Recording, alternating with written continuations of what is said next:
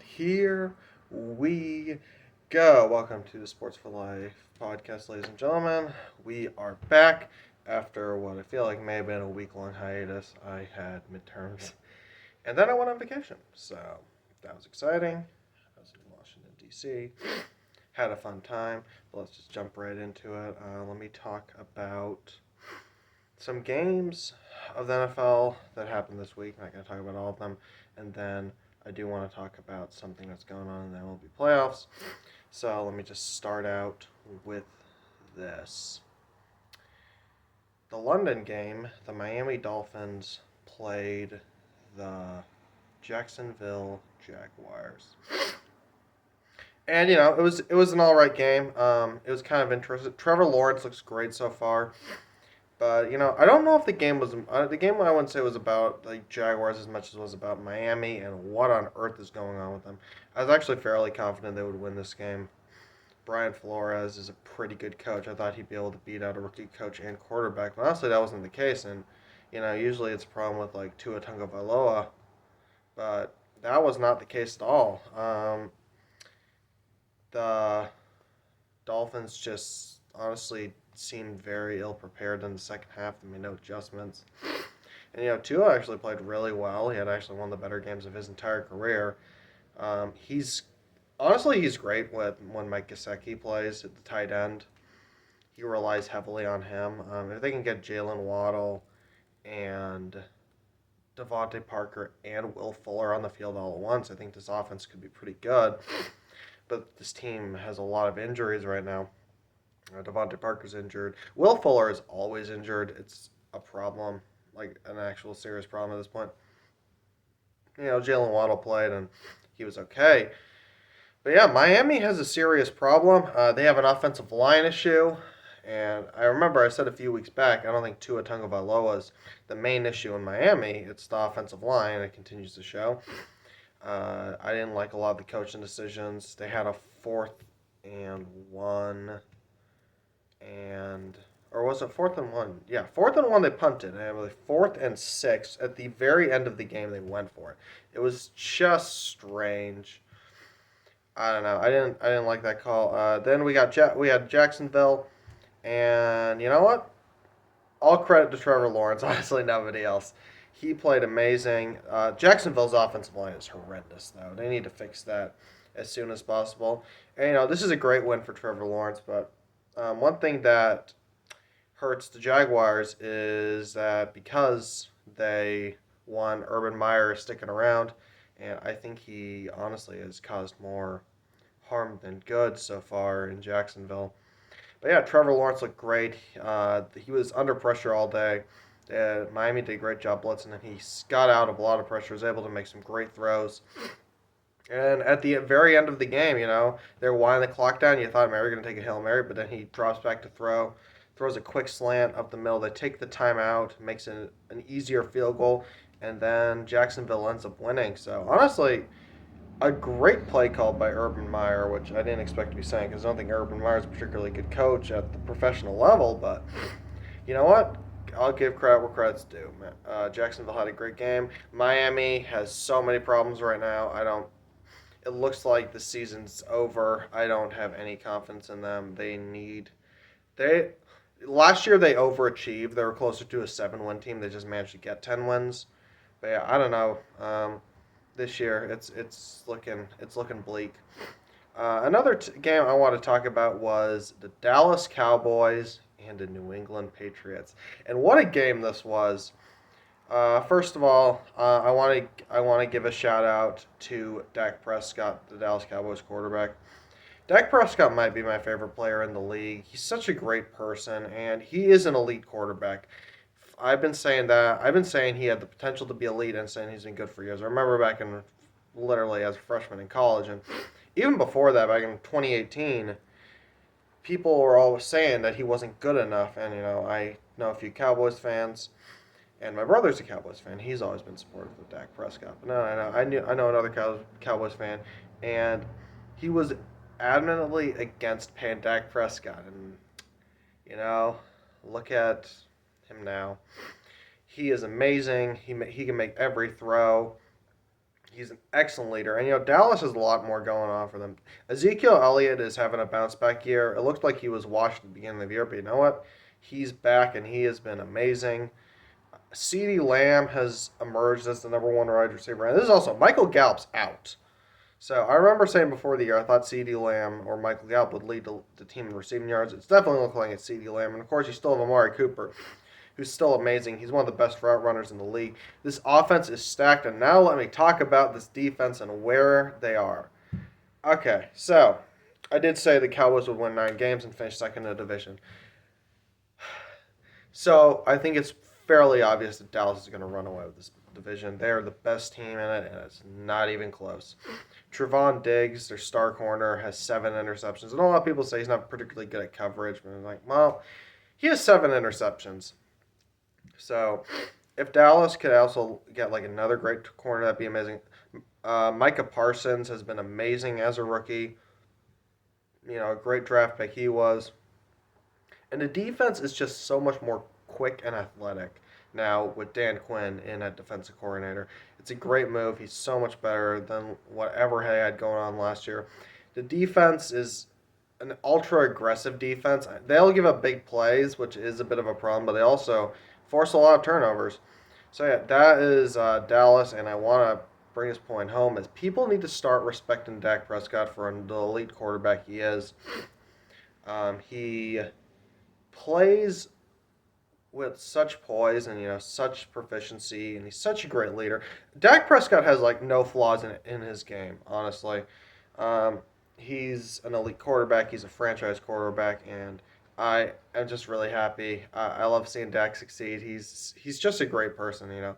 That's my thoughts on Dallas. One thing I do have to say, Mike McCarthy is absolutely gonna prevent the Cowboys from winning the Super Bowl this year. I don't know if they're a Super Bowl team. I don't know if they're better than Arizona or Green Bay, but Mike McCarthy's clock management is just terrible.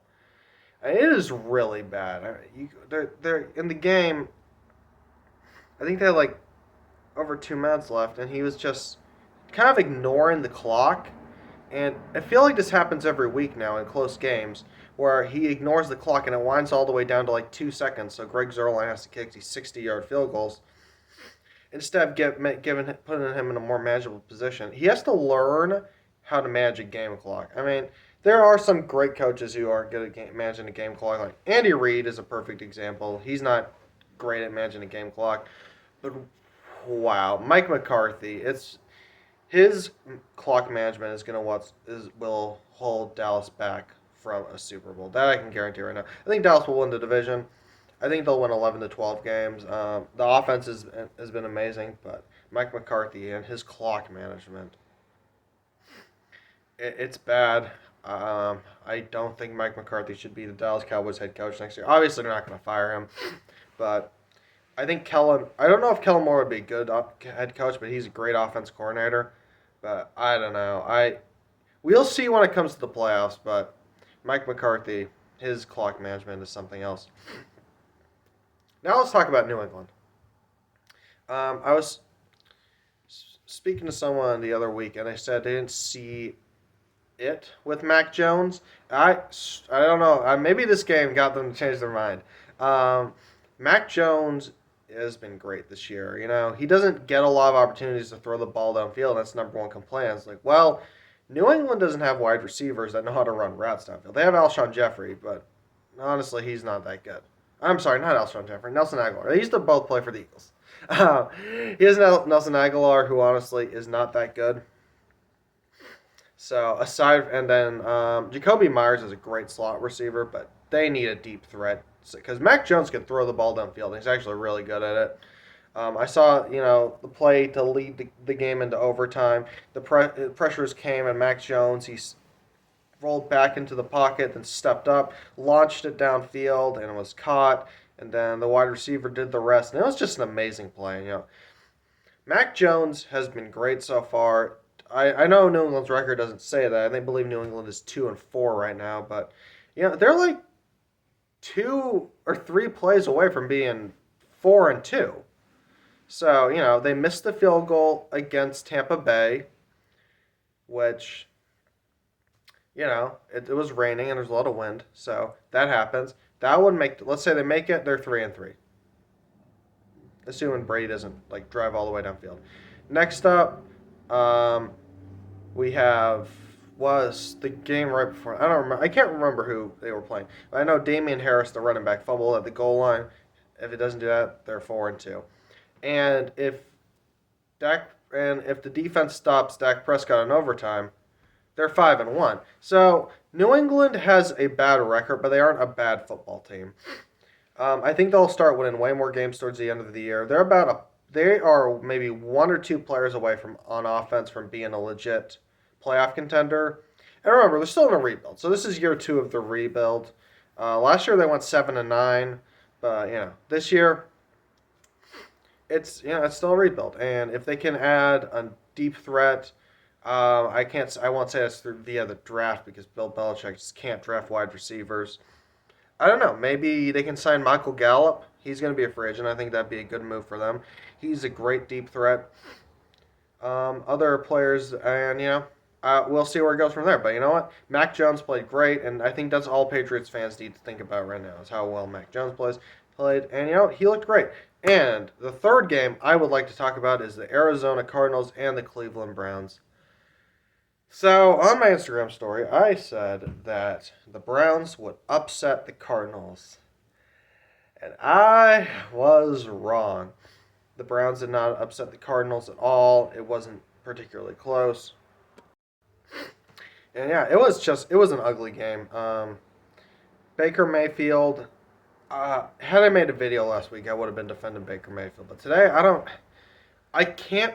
I'll defend him to the extent where there are a lot of injuries for Cleveland. Both his starting tackles are out, Jack Conkling and Jedrick Wills. Two great tackles, and then Jarvis Landry's injured, and Odell Beckham Jr. is officially done. He's not particularly good at football anymore. He had it was like a 4th and 5, I want to say, and he just ran a slant up the middle and he kind of dropped it. I know he got hit, but got to catch that. I was looking forward to this game. I thought this was going to be a great game, but nope. Cleveland didn't look great. Baker's still dealing with an injury. I think he. And then now Nick Chubb was out. The best player on the offense, Nick Chubb, he was out. Kareem Hunt also went down. So now both his running backs are out. Both his starting tackles are out. And his best wide receivers out. So, Baker has a lot to deal with, but they still didn't put up any sort of a performance. They're 3-3 right now, and all 3 of their losses are against really good teams: Kansas City, Arizona, and then Los Angeles. But you have to beat playoff teams, and that's just a reality of the situation. I'm still confident Cleveland will make the playoffs, but they have underachieved so far this year. This brings me to Arizona.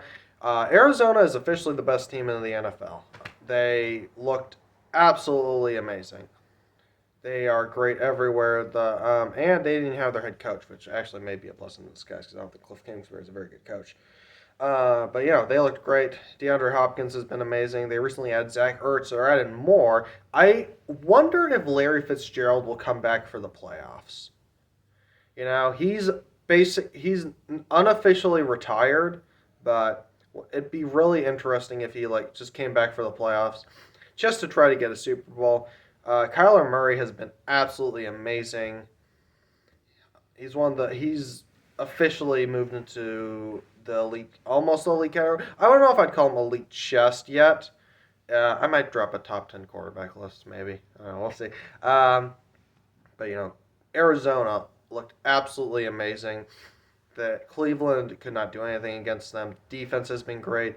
And yeah, I think Arizona is the best team in the NFL right now.